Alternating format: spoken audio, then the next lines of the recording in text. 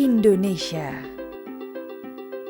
Sebuah negeri dengan hutan tropis beraneka-ragaman hayati terbanyak di dunia. Tersebar di seluruh Nusantara dengan luas lebih dari 130 juta hektar.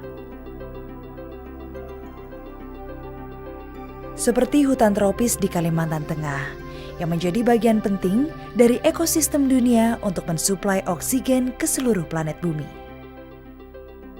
Di mana kelestarian hutan tersebut tetap terjaga berkat kearifan lokal warga Dayak. Kearifan lokal sangat mempengaruhi gaya hidup masyarakat adat Kalimantan Tengah. Mulai dari cara mereka mengelola lahan hingga cara mereka memaknai alam sekitarnya. Cara hidup yang tumbuh sejak zaman nenek moyang mereka sampai sekarang.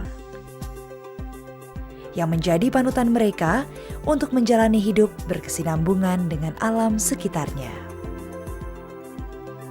Konsep pelestarian lingkungan alam itu adalah sebagian dari falsafah hidup masyarakat Dayak, di mana keseimbangan hubungan manusia dengan manusia, hubungan manusia dengan alam, dan keseimbangan hubungan manusia dengan sang penciptanya tadi.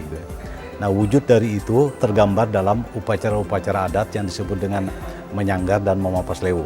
Menyanggar itu adalah sebagai sebuah konsep kehati-hatian dalam pengelolaan dan pemanfaatan sumber daya alam, sehingga orang tidak semena-mena memperlakukan alam semesta ini. Nah, sedangkan memapas lewu itu adalah upacara adat yang dilakukan setiap 1 tahun untuk mengingatkan orang supaya orang peduli terhadap lingkungan. Wujud dari kegiatan itu lagi yang lebih nyata adalah pelestarian hutan yang disebut dengan pahewan, atau dalam bahasa Inggris kita kenal Community Conservation Area. Nah, di dalam konsep pahewan itu, di situ ada zona inti, yaitu hutan keramatnya, kemudian zona buffer, itu sebagai penyangga yang disebut dengan wilayah pali yang tidak boleh diganggu. Nah, baru setelah itu adalah wilayah kelola, usaha masyarakat. Konsep pahewan ini memberikan pemahaman bahwa ketika orang melestarikan sebuah kawasan hutan, maka orang harus sejahtera. Orang yang sejahtera, orang yang mampu memelihara kawasan tadi. Nah, kemudian bagaimana kawasan hutan memberikan jasa lingkungan kepada masyarakatnya. Di dalam sistem perladangan itu jelas sebetulnya, baik secara praktis mereka lakukan maupun secara adat. Secara praktis mereka lakukan bahwa ketika mereka ingin membakar, maka itu sebelumnya kan dibuat tatah gitu ya. Tatah itu di sekelilingnya itu dibersihkan sehingga tidak akan mungkin menjalar ke lahan orang lain. Tetapi secara adat itu juga ada aturan bahwa ketika mereka ingin membakar ladang, maka dia harus memberitahu kepada tetangganya. Kalau mereka tidak memberitahu, maka mereka terkena denda adat. Yang berikutnya adalah bahwa ketika mereka membakar itu harus ditunggu. Nah, memang kita harus juga, sekarang itu kan budaya, nilai-nilai budaya itu ada yang sangat kuat mempertahankan, itu ada yang sudah longgar gitu ya. Tapi bukan berarti bahwa dengan nilai adat yang longgar itu lalu kita mengatakan bahwa itu masyarakat bisa disalahkan atau lalu nilai-nilai budaya itu tidak berlaku lagi, tidak. Dan justru saatnya inilah kita mengaktifkan nilai-nilai kearifan lokal itu di dalam konteks perkembangan masa kini gitu. Hutan di sini kan dulu mata usaha nenek moyang saya dulu tuh ada juga yang ngambil getah pantung itu Pak kan. Nah, jadi hutan itu dijaga dan dirawat, dipelihara seperti itu. Misalnya ada sebuah sungai itu akan dirawat terus, ya dipelihara. Lalu jangan sampai ada sungai itu bisa tersumbat atau mengibatkan banjir. Tak sampai di situ, kearifan mereka pun tergambar dalam kegiatan mereka yang lain. Nah, ketika mereka mengusaha cari lebah madu itu disebut dengan Upun Tanggiran gitu ya.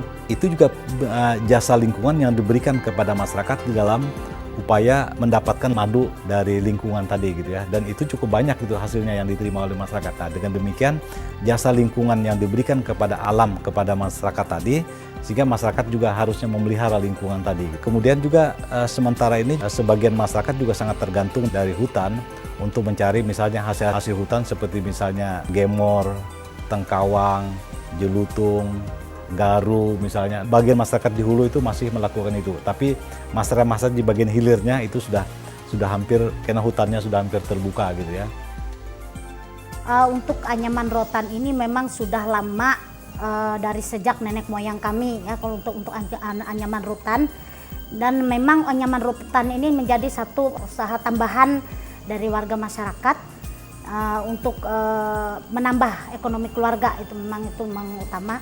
Tetapi untuk pengelolaan yang sudah dilakukan dari sejak nenek moyang kami untuk untuk rotan ini memang terpelihara. Kalau misalnya itu ditanam di daerah memang ada lokasi-lokasi yang ada hutannya, tetapi itu memang ditanam untuk setiap kegiatan yang akan dilakukan itu rotan ini memang ditanam melalui daerah sekitar baik dalam lingkungan desa maupun di hutan-hutan yang ada. Untuk penanaman itu kalau ditanam satu mungkin dia akan tumbuh lagi, tapi memang ditanamnya harus ada yang berdekatan dengan pohon, karena dia nanti kalau dia tumbuh harus ada pohon tempat dia harus tumbuh. Kemudian ada lagi yang seperti BJ gitu ya. BJ itu juga adalah kolam ikan yang selalu muncul pada saat air pasang, maka ikan itu akan berkeliaran mencari tempatnya, dan seketika air surut maka kolam yang tadi terbentuk secara alami akan menampung ikan itu sendiri gitu. Sehingga produksi ikan pada waktu musim air surut itu menjadi berlimpah, dan itu juga bagian dari bagaimana jasa lingkungan itu diberikan kepada masyarakat. Dari BJ itu juga akhirnya orang mencontoh. Bisa saja mereka membuat BJ itu secara praktis gitu ya, dari contoh BJ yang alami tadi gitu ya. Kalau hutan di sekitar BJ tetap terpelihara, otomatis ya di sekitar hutan itu yang artinya yang kita pelihara itu jangan sampai ada orang membuat ladang atau membakar di sekitar situ, Pak. Jangan sampai ada yang membakar atau membuka lahan di sekitar itu untuk dibakar. Otomatis kalau dibakar sekitar 500 meter lah dari hutan yang kita pelihara itu, oke, bolehlah mereka itu membuka lahan untuk dibakar, tapi apinya harus bisa terkendali, Pak. Jangan sampai merambat ke hutan itu. Selain dalam sistem perladangan, kearifan juga terasa kental diterapkan oleh masyarakat Kalimantan Tengah yang berada di daerah sisi pantai. Mereka tetap menjalani warisan leluhur mereka untuk tetap memanfaatkan alam, namun juga sekaligus menjaganya. Masyarakat Dayak Kalimantan Tengah itu mereka sudah mengenal sejak dulu, sejak nenek moyang mereka dulu tentang pelestarian alam lingkungan hutan ini. Jadi sebelum mereka melakukan pengolahan hutan lestari, mereka akan gunakan hutan itu menjadi alam terbangun.